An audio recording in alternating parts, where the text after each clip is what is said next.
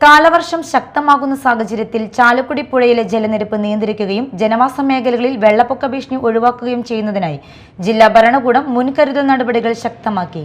പെരിങ്ങൽകുത്ത് ഡാമിന്റെ ജലനിരപ്പ് നിയന്ത്രിക്കുന്നതിനായി പ്രത്യേക നിർദ്ദേശങ്ങൾ പുറപ്പെടുവിച്ചു. കാലവർഷം കനക്കുന്ന പശ്ചാത്തലത്തിൽ ചാലക്കുടി പുഴയിലെ ജലനിരപ്പ് നിയന്ത്രിക്കുന്നതിനും സമീപ ജനവാസ മേഖലകളിൽ വെള്ളപ്പൊക്കം ഒഴിവാക്കുന്നതിനുമായി ജില്ലാ കളക്ടർ ശിഖ സുരേന്ദ്രൻ മുൻകരുതൽ നിർദ്ദേശങ്ങൾ പുറപ്പെടുവിച്ചു. നിലവിൽ പെരിങ്ങൽകുത്ത് ഡാമിലെ ജലനിരപ്പ് 417.35 മീറ്ററാണ്.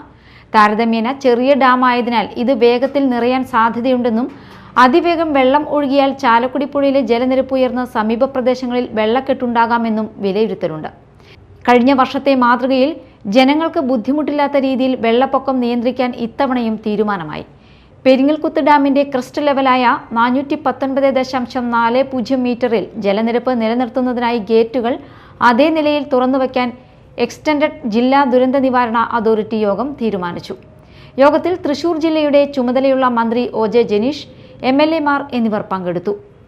ഷോളയാർ ഡാമിലെ ജലനിരപ്പും വൃഷ്ടിപ്രദേശങ്ങളിലെ നീരൊഴുക്കും ബന്ധപ്പെട്ട ഉദ്യോഗസ്ഥർ നിരന്തരം നിരീക്ഷിക്കും.